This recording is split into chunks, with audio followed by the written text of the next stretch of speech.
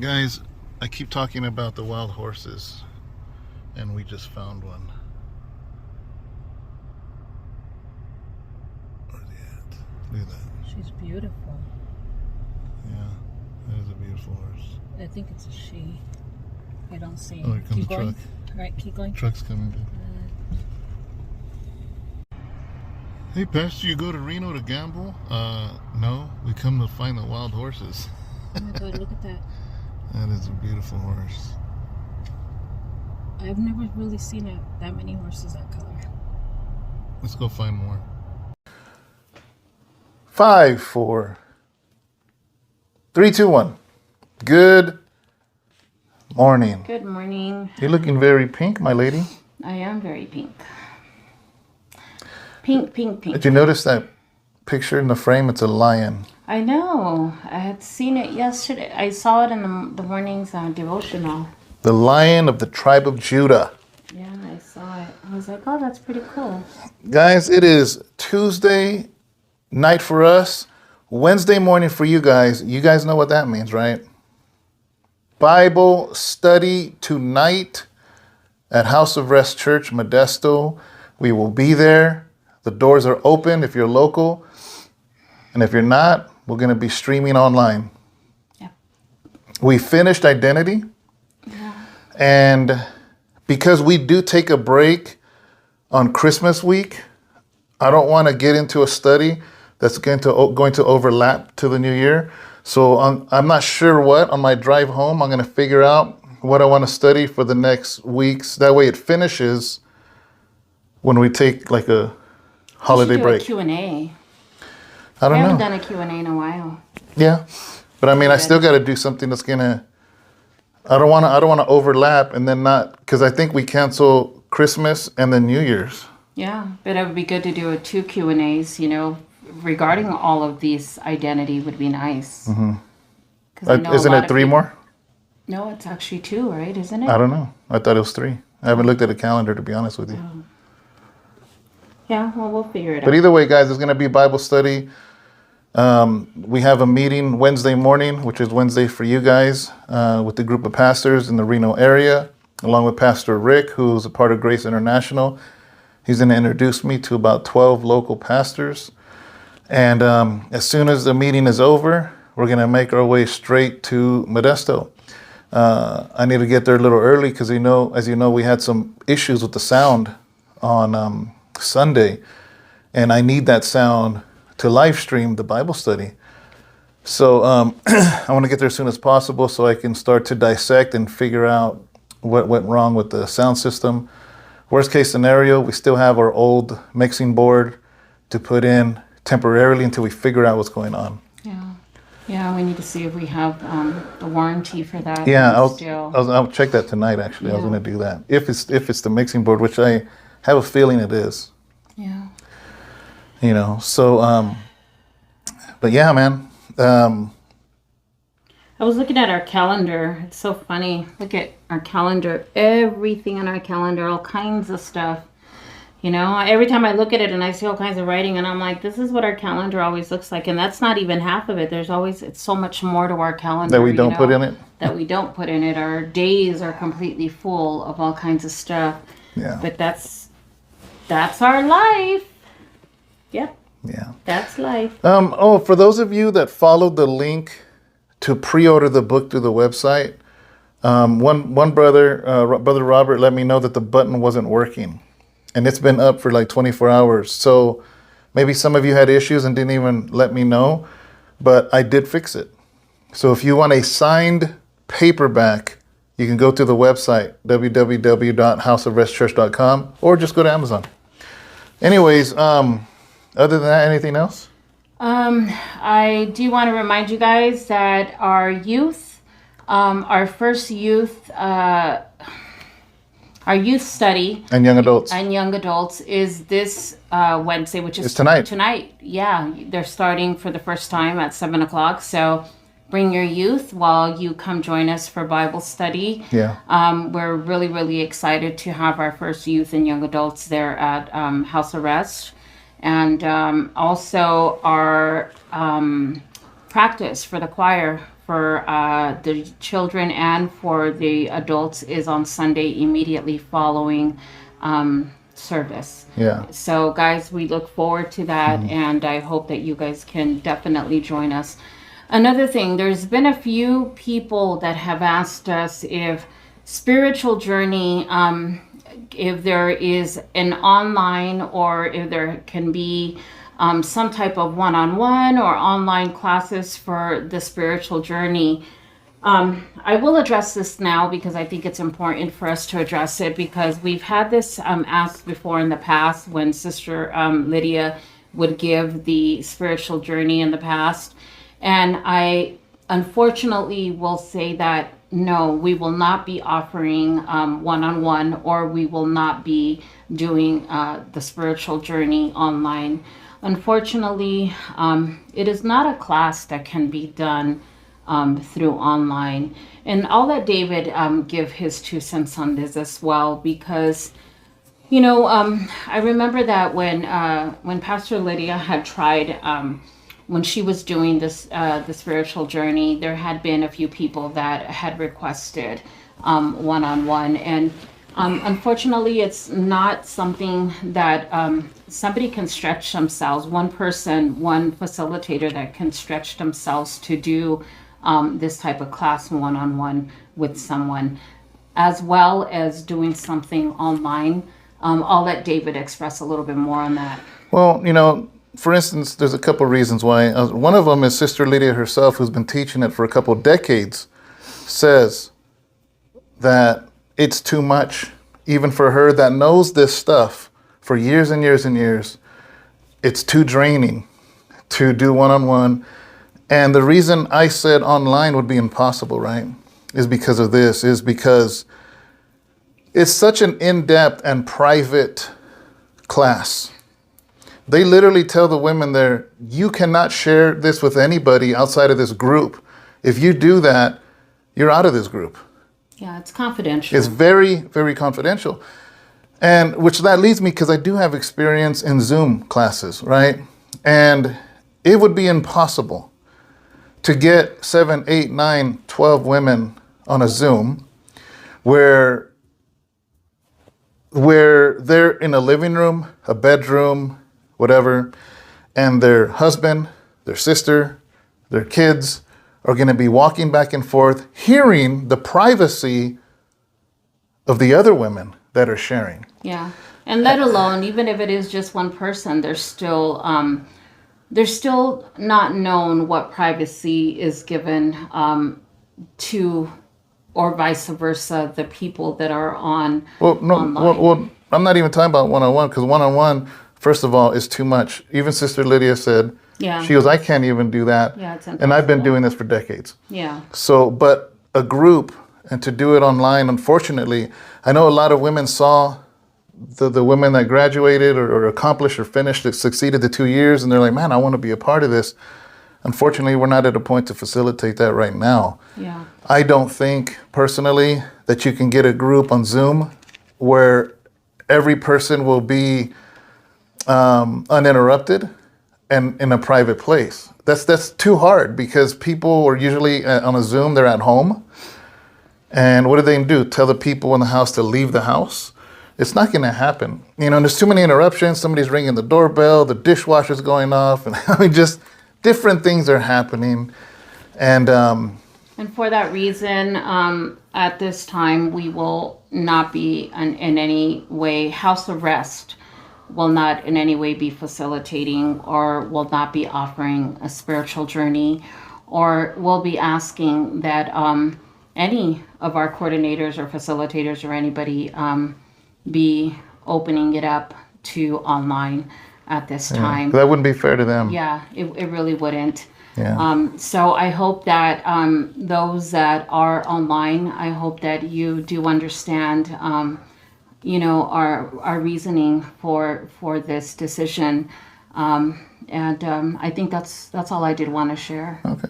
So it's just hard to get to write people back, and I figured I might as well just address it here. Yeah.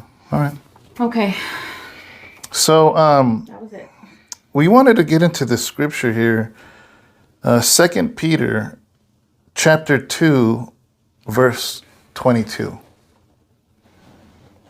All right, let's do it. Let's go ahead and read it. 2 Peter 2:22 says, But it has happened to them according to the true proverb. A dog returns to his own vomit, and a sow, having washed, to her wallowing in the mire. Okay, David reads out of the New King James, and I'll be reading out of the Message. And it says, a dog goes back to its own vomit, and a scrubbed up pig heads for the mud. Wow. So you wash a pig, as soon as it's all washed, it goes right back to its own mud. Yeah. And a dog goes back to its own vomit. You know, it's kind of a harsh verse, kind of gross, really, if you think about it, you know, but it's in the Bible. Your thing's not even plugged in. So I've been talking without it. I'm sure mine picks you up, but Yeah. All right, I'm in. yeah. So, you know, it's interesting that Peter wrote this, or Peter said this, because most of the time when we say things, it's out of our own experience. You know, how many of us, we learn our lessons from our own mistakes? Yeah. And I was thinking about what made Peter say this. He used an old proverb, a dog goes back to its own vomit, and a clean pig goes back to its mud, you know? And I'm just like, after I really started thinking about it, I said, you know what? Peter was talking out of experience. Yeah, from his own experience. You know, Peter is the one that was stubborn. Mm-hmm. He's the one that denied Jesus 3 times. 3 times. Yeah. Bible says that after the 3rd time, he ran off crying. Matter of fact, it said the word he wept. Wept is not just a little alligator tear. Weeping is anguish. Yeah. Because he denied his Lord. Not once, not twice, but 3 times. You know, and it's like, what's interesting, right, is I never thought of this. I've preached on this, but never thought of this in this perspective. Is that once Jesus resurrects, so Jesus goes through the crucifixion, goes through the burial, resurrects, and he's walking along the beach, and he sees Peter and the disciples. It's interesting, right? Because if you knew the story of Peter, he let his boats go. He let his career, he let everything, his security go to follow Jesus, and he goes back to his boats. Not only did he go back to his boats, but he brought the disciples back with him. He was a dog that went back to its own vomit. It's interesting that Peter's the one that was qualified to say that verse. Yeah. Because Peter was like, guys, I'm speaking out of my experience. I'm speaking this out of my pain. I'm speaking this out of my testimony. I have went back to my vomit. Not only that, but I pulled people with me. Yeah. And how many times, and I say this out of experience too, how many times as battered women, you know, from abuse and everything, a lot of the times we go back to the abuser.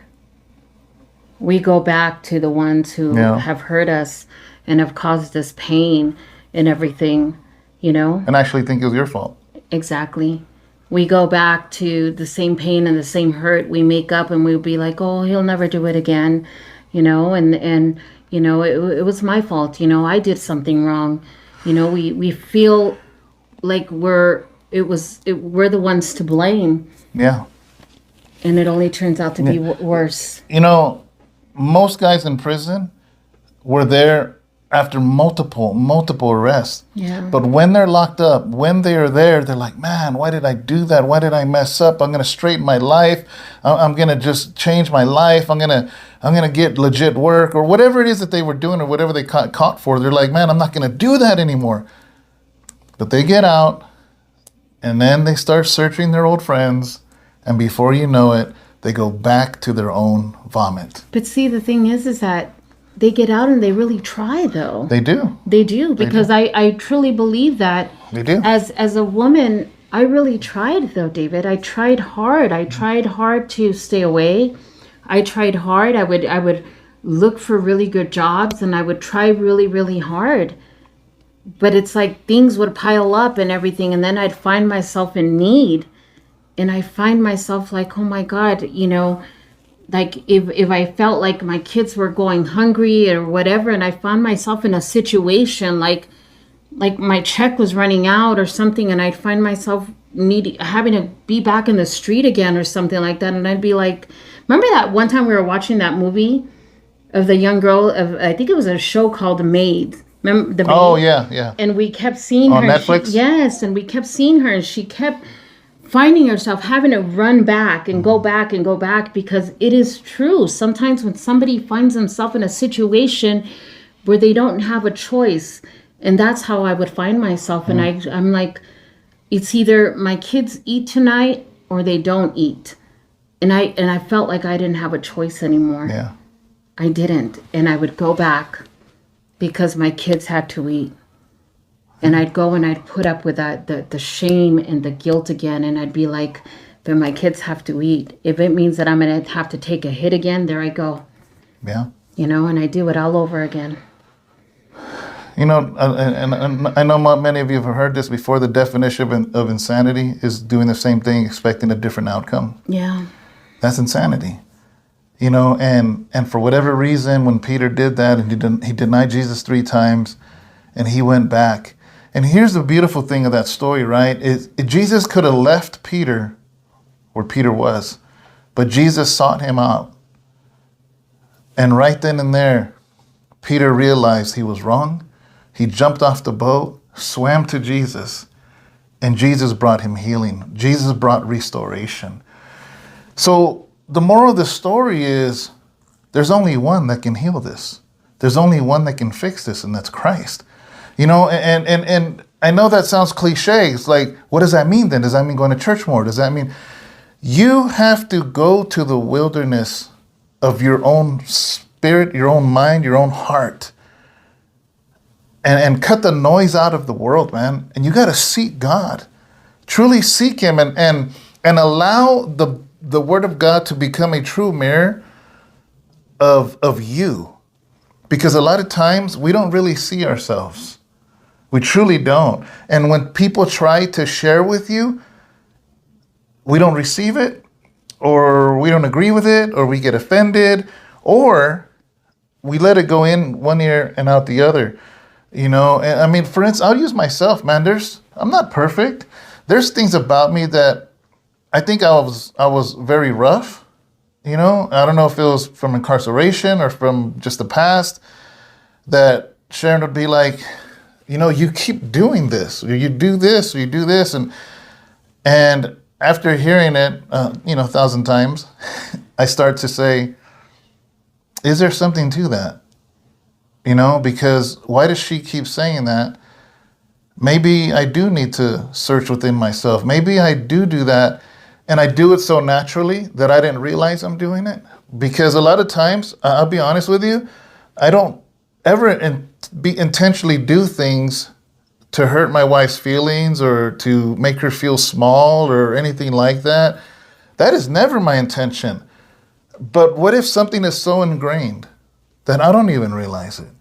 So she shares it with me until finally I'm like, you know what? Maybe I'm wrong. Maybe I have to rethink this. Maybe there is something to this. So a lot of times, maybe some of you listening, maybe you heard the same things over and over and over from various many people. And maybe it's time to finally reflect. Maybe it's time to really search. Maybe it's time, for Jesus to show up on the shores of your heart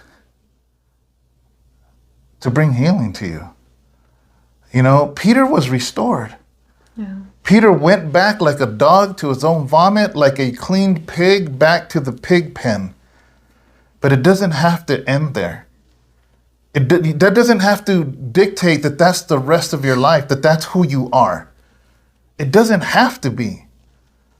And thank God that God has new mercies for us every day, because Jesus didn't have to show up there that day on the beach. Yeah. And maybe you're on the other end where, like how David just explained how maybe it took some time for him to realize. And, trust me, as many times, on the other end, a person could either get tired of trying to make that person realize and want to throw in the towel and just walk away, because trust me, it could become tiring. It does. It becomes tiring, and a person can want to just give up sometimes and just say, like, I'm done. I'm tired of trying to get this person to realize or something, because there is marriages that suffer that a lot of the times, and a person will give up. But the thing is that we must not give up, There's been so many times, guys, trust me, there's been times where, I'm just like, this is hard, not just my marriage, but I mean, in just in life, there's times where I just want to give up and just be like, okay, I'm done, I'm done dealing with family members, or I'm done dealing with this person, or I'm done dealing with that, and just, and just turn my back on certain things. But the thing is that you don't give up on that person. You don't give up on your family members, or you don't give up on certain things of your marriage. You don't give up on conversations. You put your best foot forward, and you don't throw in the towel on those things. You gotta stand strong. And a lot of the times we tend to fold so easy. And especially when it comes to some of the things in the things of God, we give up so easy in Christianity, in our walk. And we got to learn to stand strong and not give up that easy. I think we were talking about that earlier today when we were driving. We were having a conversation. It's crazy because we were out just kind of taking a drive down the road and just looking for some of these wild horses today, and it just the fact that we didn't give up in looking for wild horses. It was crazy because we didn't give up in looking for wild horses. He's like, I'm going to go a little bit further. And he went a little bit further, and there they were, the wild horses. And then we went a little bit further, and we found this one beautiful wild horse. And she was so beautiful. It was a she. And I was able to take some beautiful, beautiful pictures of this one beautiful wild horse. And just under a tree, just chilling. Just one beautiful horse. She was white, a white horse. And I'm going to have him put this picture of her up. And it was such a beautiful picture that I believe that I really want him to paint this picture. Because it was just like, it was the most perfect picture of this horse. With the sun setting right behind it. Yeah, with the sun, behind the mountains, barely breaking in. And it was just like, wow, Lord. It was almost like if the Lord allowed us to see this one horse by itself under this beautiful, withering tree. And it was just God showing us his beautiful nature, nurturing this one horse. And I think she was pregnant. She had her big tummy and by herself. And it just showed us that regardless of being out there by itself, even the Lord will take care of this one horse that was by itself. And that horse didn't give up. And it just said so much. And that's what we talked about. We talked about not giving up. Yeah. And that's how we have to be, guys. We have to have the thick skin, grow thick skin, and endure through it. Persevere. The same way Joseph persevered through it all and still praised him through the hardships and through all of everything that he went through, all the persecution that he went through. He persevered through it, and he went through it and got through it. So we got to be the same way. There's a story Sharon has shared before, but we've never talked about it from a different perspective. I remember she shared it here and with me and other people that she had approached her pastor's wife back in the day and said, I want to put this group together of the youth, and of moms, for young moms. where she turned you down? Yeah. We're talking about the same thing? Mm-hmm. Yeah. And the pastor's wife basically turned her down because said, yeah, we've already tried that already. Yeah. And every time Sharon has shared that, she shared it from her perspective because she tells them, well, I haven't done it though. You know? And, but on the flip side, on the ministry side, a lot of times, guys, you know how many times I've been approached? Hey, I want to do the youth, or yeah, I'll do the kids, or I'll do the Bible study at my house, or I'll do this, and every time, it never gets fulfilled. It falls apart. So, to be on the other side, I also understand the pastor's wife telling you, I already done that, because a lot of times we don't realize in ministry, everybody. You cannot have a church without helping hands. It's impossible. Yeah. You know, it's impossible. And you see the need for the youth, and you see the need for the toddlers, you see the need for the children, you see the need for the single men, you see the need for the married men, you see the need for the single women. You see all of these needs. You see them. You see that you can't stretch yourself thin. You're like, Lord, send me people. The harvest is plenty, but the workers are few. And then when somebody comes up and you're like, yes, Lord, thank you. And you give them that chance and you let them, and then they don't follow through. Yeah, maybe a month, maybe 2, maybe 3, but eventually it falls apart, and that happens over and over and over and over. So then when somebody finally does come up and say, hey, I want to do this ministry, you're like, been there, already done that. You know, and that's a sad place and a hard place to be at from both sides. Yeah, it is. You know, so you guys, Jesus said, let your yes be yes, And let your no be a no. Jesus also said, nobody thinks to build something, looks at the plans without realizing, okay, am I able to fulfill this or not? Let your yes be yes and your no be no. And unfortunately, it's real easy to be like, Pastor, I want to do this. Pastor, I want to do that. And then just walk away from it. And now we're stuck. You know, at the same time, we have to be open to allow these things because we need the help, because the harvest is plenty and the workers are few. And man, it just causes this hardship, man. It really does, you know, and you know, I don't know, you know. I guess, you know, it kind of leaves us open for a lot of criticism from the outward looking in, because people say, well, you know, why aren't you guys doing more of this and doing more of that and doing more of this, you know, and I get it. Yeah, you're right. I would love to do so much more of this and so much more of that and so much more of everything. I would love that. It would be wonderful to do so much more of everything. It would be amazing to do that. Mm-hmm. But once we fulfill the committed hearts, once we have the commitments, I think it would be amazing. You know, yeah.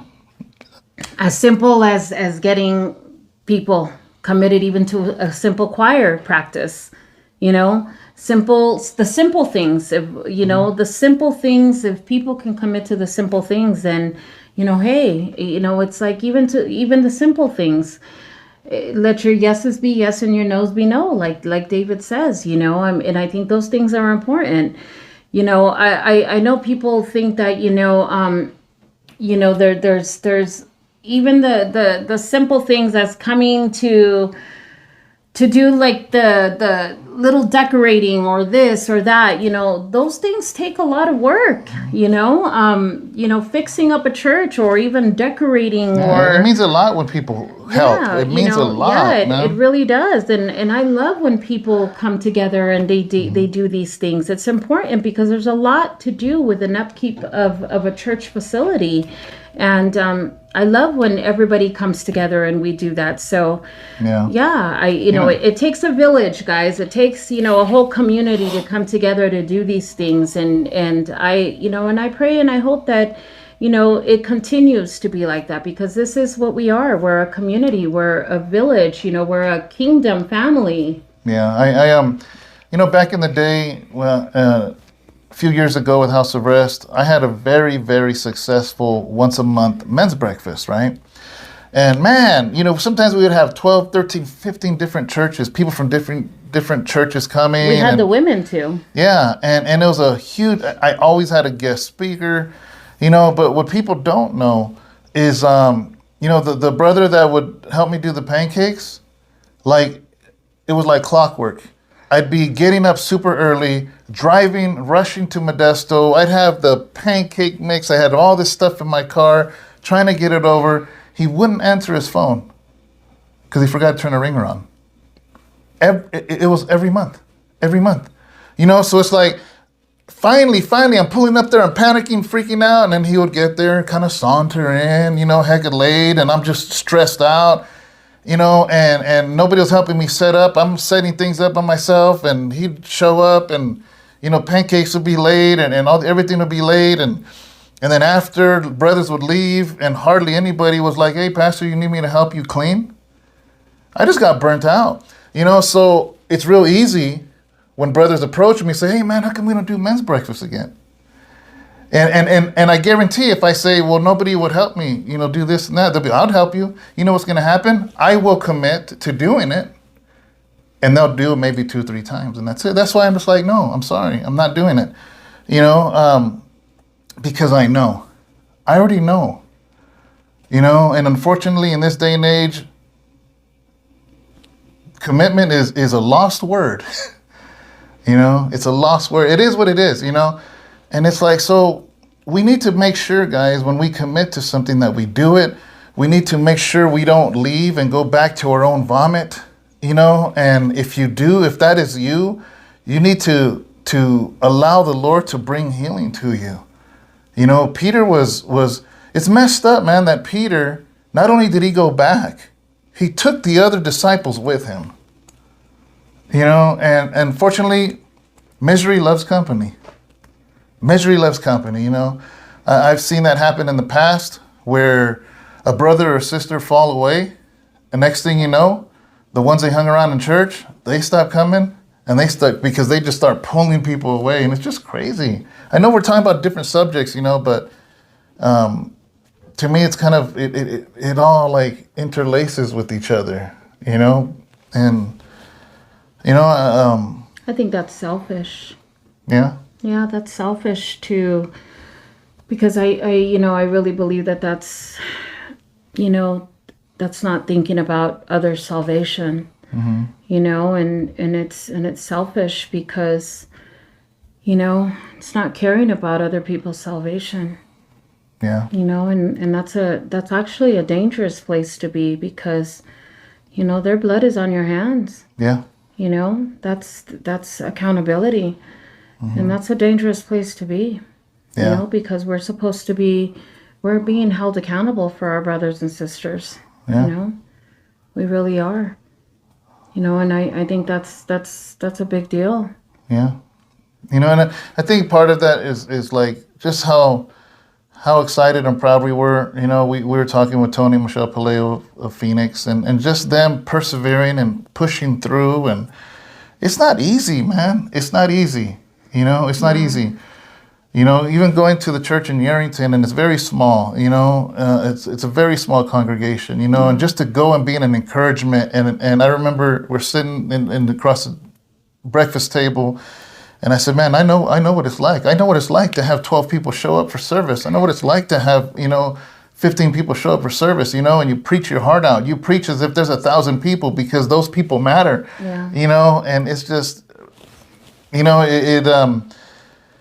it's a humble church, but beautiful people, but that's the second time I've been there, and both times reminds me of where House of Rest started at. And I'm not saying we're super big now, but I mean, we're more than 12, 15 people. But I remember those Sundays when when everybody would show up, it'd be 12 people, but usually not everybody shows up. So I'm there preaching to 6 people. And after, I'm just like, man, maybe I'm not called to preach. Maybe, just you start second guessing yourself. And that's why, like, it hurts me when I would see the youth because we're not there when the youth was on Friday. It's going to be on Wednesday now, but the cameras are on at the church, so I see people coming in, and I'll see our youth leaders after a hard day of work of Armando and Lorena, and they work hard, and they go in there and they set the chairs up. I'm watching them, and they're setting the chairs up in the circle, and nobody shows up. And I'm just like, man, I know what that feels like. And I know what that feels like. And I know Armando and Lorena are a strong couple, but I know that they second guess, and they're like, man, why are we doing this? I've never talked to him about that, but it has to, because it makes you second guess. Say, Lord, what's going on here? Yeah. And so, man, to see Tony, Michelle, Paleo, Phoenix push through it, to see the leaders at our church, some of them that are just pushing through it.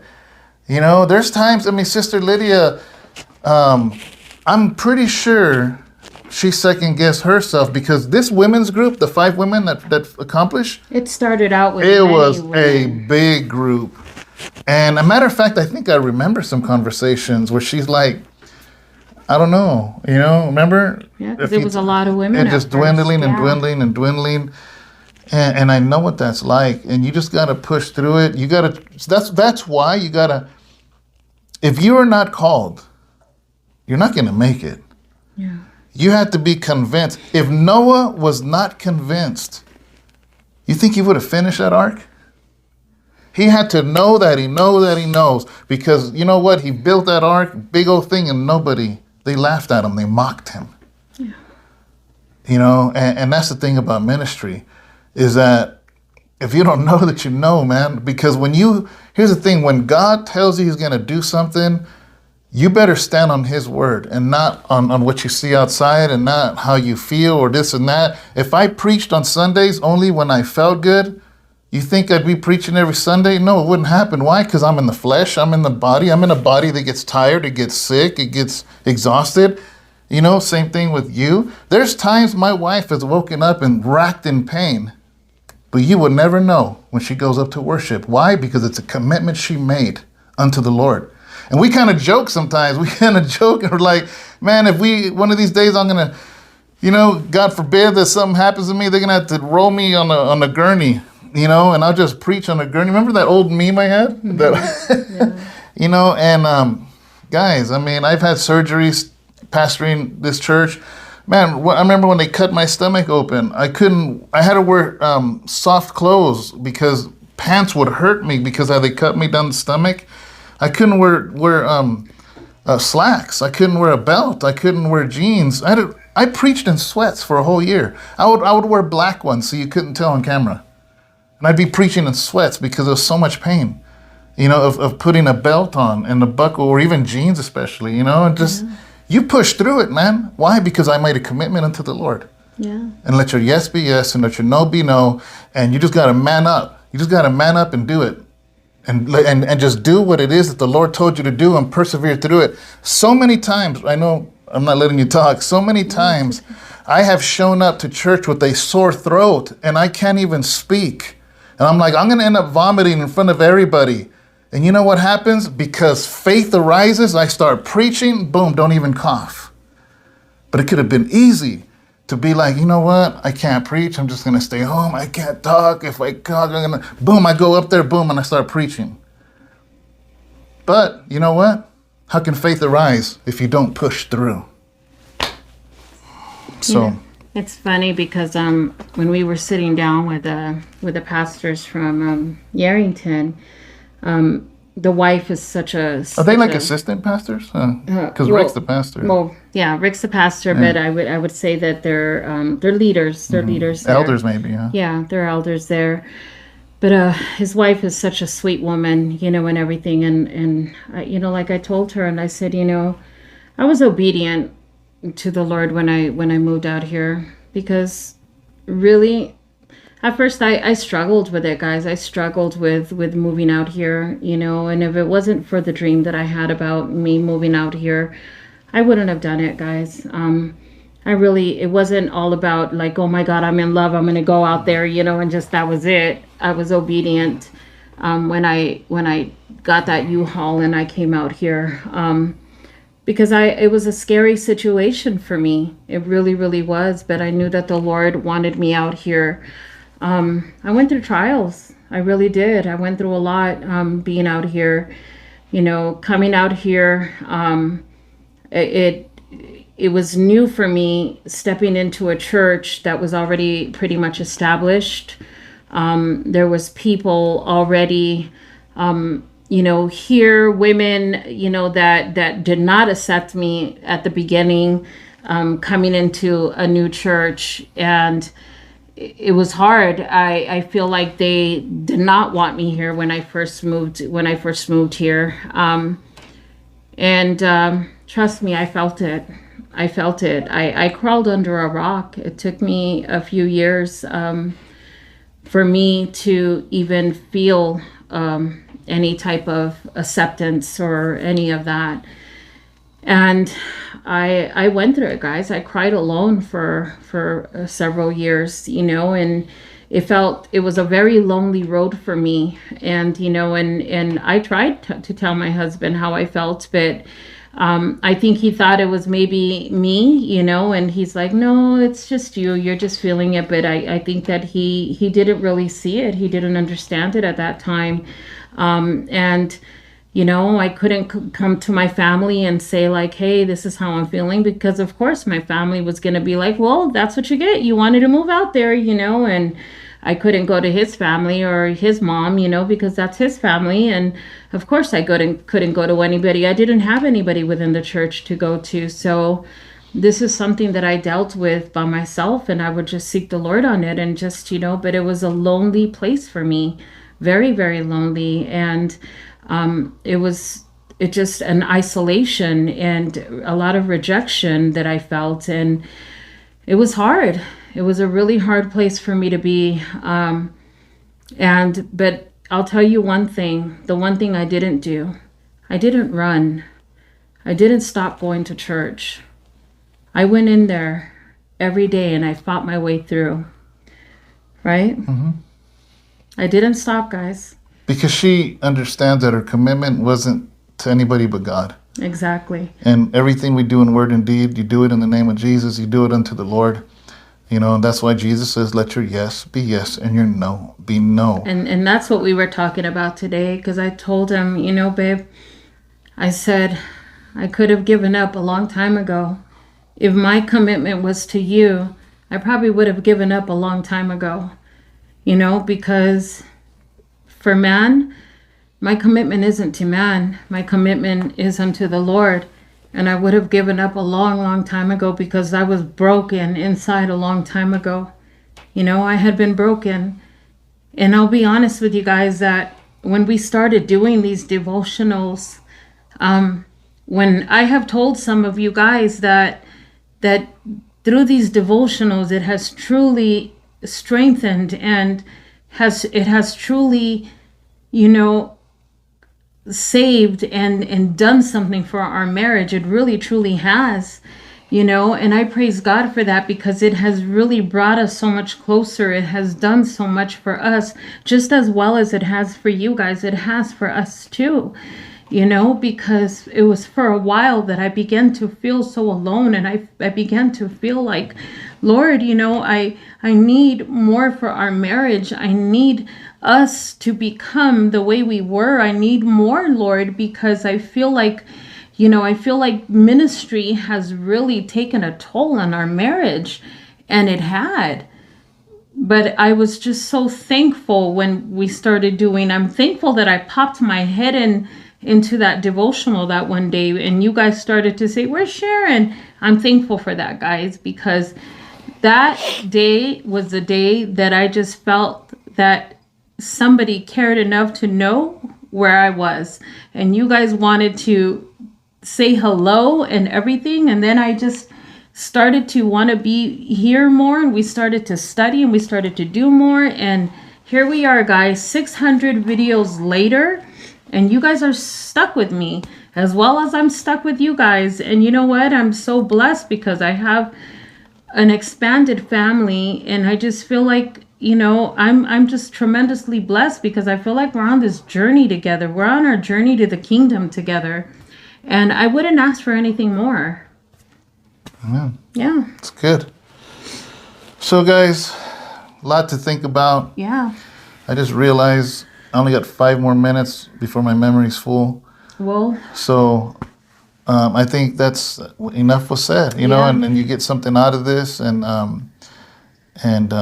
you know, don't go back to your old stuff. Don't leave the Lord and go back to the world. Don't go back to old habits. Let your yes be yes and no be no. If you're gonna serve God, then serve Him with everything, because He deserves everything. You know why? Because He gave you everything. yeah. You know. So with that, guys, Bible study tonight at 7:00.